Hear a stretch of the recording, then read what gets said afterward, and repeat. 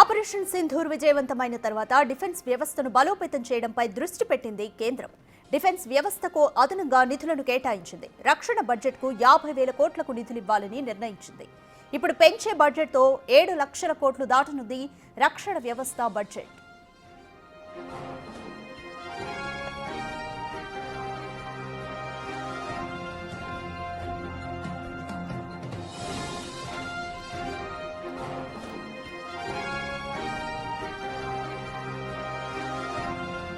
More details మా ప్రతినిధి శివ అందిస్తారు. శివ, భారత్లో రక్షణ బడ్జెట్కు 50,000 కోట్లకు నిధులు ఇవ్వాలని కేంద్రం అయితే నిర్ణయించింది. అయితే ఇప్పుడు పెంచే బడ్జెట్తో 7 లక్షల కోట్ల వరకు ఈ బడ్జెట్ అయితే దాటనుంది. సో దీంతో మన రక్షణ వ్యవస్థ ఇంకా ఎంతవరకు బలోపేతం అవుతుంది అనుకోవచ్చు?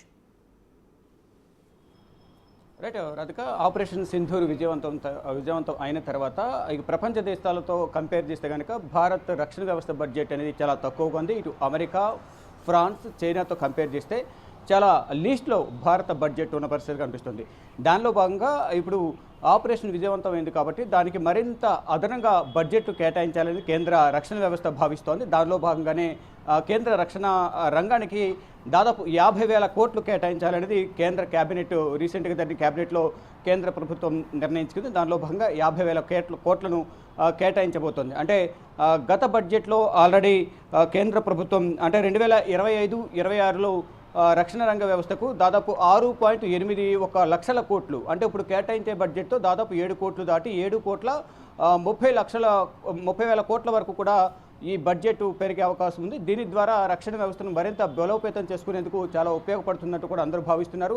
మరోపు ఏదైతే బ్రహ్మోస్ సంబంధించి కానీ భార్గవాస్త్ర వీటి వినియోగం కూడా ఎక్కువగా ఉంది కాబట్టి అంటే రీసెంట్గా ఒడిశాలోని గోపాల్పూర్లో ఈ భార్గవాస్త్రాన్ని ప్రయోగించి అది విజయవంతంగా పరీక్ష ముగిసింది. దానికి సంబంధించి కానీ మరొక బ్రహ్మోస్ సంబంధించి కూడా ఆపరేషన్ సింధూర్ విజయవంతమైన తర్వాత ప్రపంచ దేశాలను కూడా భారత్ వైపు చూస్తున్నాయి. దానిలో భాగంగా 17 దేశాలు ఈ బ్రహ్మోస్ సంబంధించి కూడా సంప్రదింపులు జరుపుతున్నట్టు కూడా తెలుస్తుంది. అంటే బ్రహ్మోస్కు సంబంధించి వారు ఆసక్తి చూపిస్తున్న పరిస్థితి కనిపిస్తుంది. దానిలో భాగంగా ప్రపంచంలోని 17 మెయిన్ కంట్రీస్ అన్ని కూడా భారత్తో సంప్రదింపులు జరుపుతున్నట్లుగా కూడా తెలుస్తుంది. అయితే ఈ బడ్జెట్ కేటాయించిన ఒక ముఖ్య ఉద్దేశం ఒకసారి మనం చూసుకుంటే కనుక పరిశోధన మరియు అభివృద్ధిని మరింత బలోపేతం చేయడం కోసం ఈ బడ్జెట్ను కేటాయించినట్లుగా కూడా తెలుస్తోంది.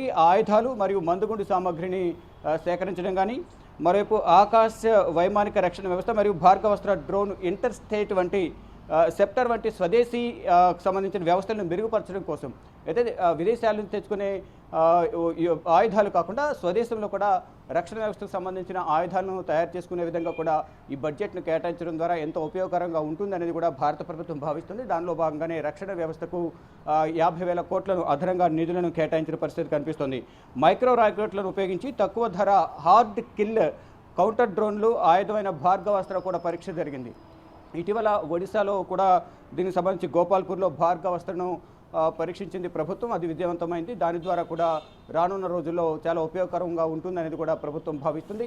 ఈ నేపథ్యంలో అధునాతన ఆయుధాలను తయారు చేయడం, ఇతర దేశాలకు సంబంధించి రష్యా, ఇజ్రాయెల్ సహకారం తీసుకున్నప్పటికీ సొంత దేశంలో సొంత ఆయుధాలు వినియోగించి శత్రు దేశాలపై విజయం సాధించాలి, మన రక్షణ వ్యవస్థ బలంగా ఉంది అనేది ప్రపంచ దేశాలకు చూపించాలి అనే ఉద్దేశంతో కేంద్ర ప్రభుత్వం 50,000 కోట్లు అదనంగా నిధులను కేటాయించబోతోంది. మొత్తం 2025-26 బడ్జెట్తో కంపేర్ చేసి ఇప్పుడు 50,000 కోట్లు కూడా యాడ్ అవడంతో 7.30 కోట్లు అంటే 7,30,000 కోట్ల వరకు కూడా ఈ బడ్జెట్ అనేది పెరగబోతుంది. మరోవైపు ఈ ఆపరేషన్ సింధూర్ విజయవంతమైన తర్వాత ప్రధానంగా 17 దేశాలు ఏదైతే బ్రహ్మోస్ క్రూయిజ్ క్షిపణిపై ఆసక్తి చూపిస్తున్నాయి. వాటిలో ప్రధానమైన దేశాలు ఒకసారి చూసుకుంటే కనుక వియత్నాం, సింగపూర్, బ్రూనై, థాయిలాండ్, అలాగే Malaysia, Indonesia, Brazil, Chile, Argentina, Venezuela, Qatar, Oman దేశాలు, అలాగే Egypt, Saudi Arabia, UAE, Bulgaria, దక్షిణాఫ్రికా దేశాలు ఈ బ్రహ్మోస్ క్షిపణి విజయవంతమైన నేపథ్యంలో దానిపై ఆసక్తి చూపుతూ ఉన్నాయి.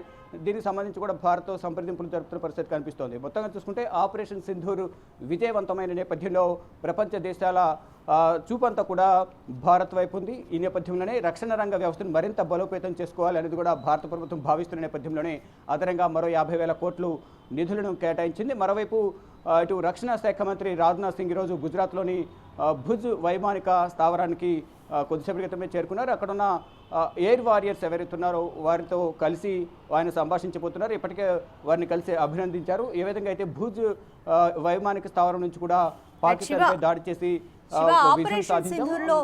మనం రష్యా సహకారం తీసుకుని S-400ను రష్యా నుంచి పర్చేస్ చేసి S-400ను సక్సెస్ఫుల్గా అయితే ప్రయోగించాము. అయితే ఈ బడ్జెట్లో అంటే స్వదేశీ వ్యవస్థలను మెరుగుపరచడం పైన ఇంకా ఎంతవరకు ఫోకస్ పెడుతుంది ఇండియా అని అనుకోవచ్చు? రైట్.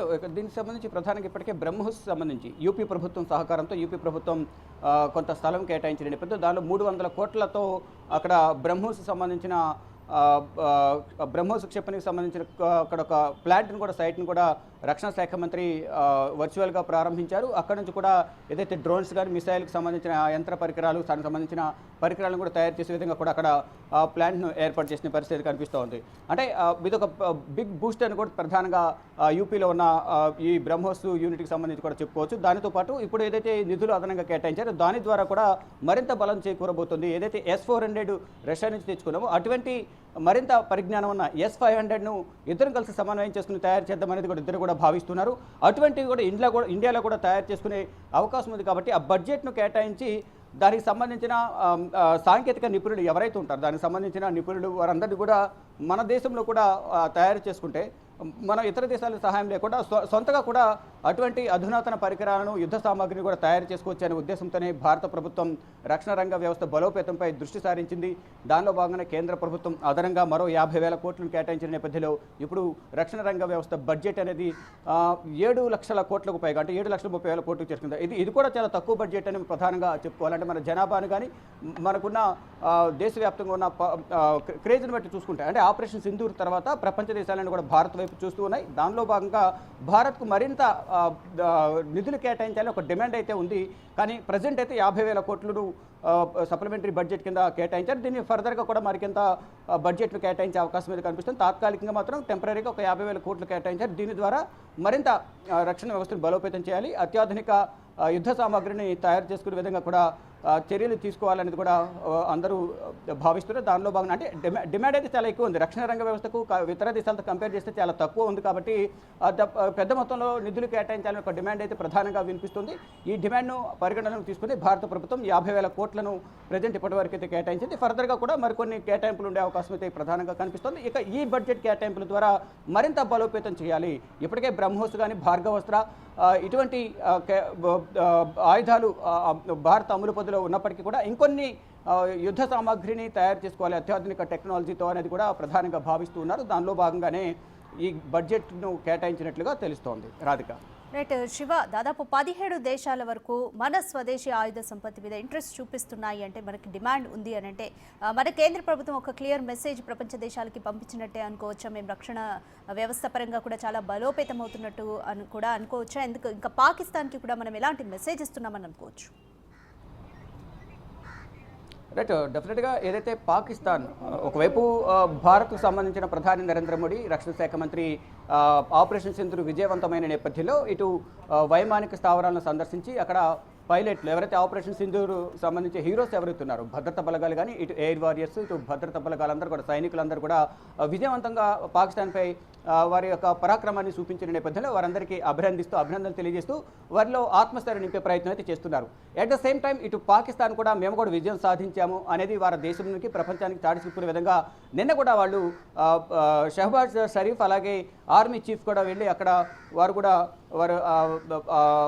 భద్రతా బలగాలను కలిసి వారిని కూడా అభినందిస్తూ మనం విజయం సాధించాము, మీ అందరికీ కృతజ్ఞతలు అని చెప్పే ప్రయత్నం అయితే చేస్తున్నారు. కానీ ఇక్కడ భారీగా నష్టపోయింది పాకిస్తాన్. కానీ భారత్ను మరోసారి కాపీ కొట్టే ప్రయత్నం అయితే చేస్తుంది. ఎక్కడికక్కడ వైమానిక స్థావరాలను ఈవెన్ వారు ఏదైతే న్యూక్లియర్ సైట్స్ ఏవైతే ఉన్నాయో దాని సమీపం వరకు కూడా వెళ్ళి దాడి చేశారు అనేది భయపడుతుంది. దానికి సంబంధించిన రేడియేషన్ లీక్ అవుతున్న నేపథ్యంలో అక్కడ ప్రజలందరూ కూడా అక్కడి నుంచి ఖాళీ చేసిన పరిస్థితి కనిపిస్తోంది. ఇప్పటికే భారత్ సత్తా ఏంటో పాకిస్తాన్కు తెలిసింది, ప్రపంచ దేశాలు కూడా తెలిసిన నేపథ్యంలోనే బ్రహ్మోస్ లాంటి క్రూజ్ క్షిపణి పట్ల ఆసక్తి చూపిస్తూ 17 దేశాలు భారత్ను సంప్రదించే ప్రయత్నాలు చేస్తున్నాయి. దానిలో భాగంగానే ఇప్పటికే పాకిస్తాన్కు భారత్ అంటే ఏంటనేది కూడా తెలిసొచ్చింది. కానీ మళ్ళా ఏదో ఒక విధంగా భారత్పై పైచేయి సాధించాలి, భారత్పై మేమే పైచేయి సాధించామని ఆ దేశ ప్రజలు నమ్మించాలి నమ్మించడం కానీ ఇటు ప్రపంచ దేశాలను నమ్మించే ప్రయత్నాలు చేస్తున్నారు. దానిలో భాగంగానే అదంపూర్ పంజాబ్లోని అదంపూర్ ఎయిర్ బేస్ను మేము కూల్చేస్తామని తెలిపారు. కానీ అది కూల్చలేదు అనేది ప్రపంచానికి చాటి చెప్పే విధంగా ప్రధాని నరేంద్ర మోడీ అక్కడికి వెళ్ళి వాళ్ళందరితో సంభాషించారు.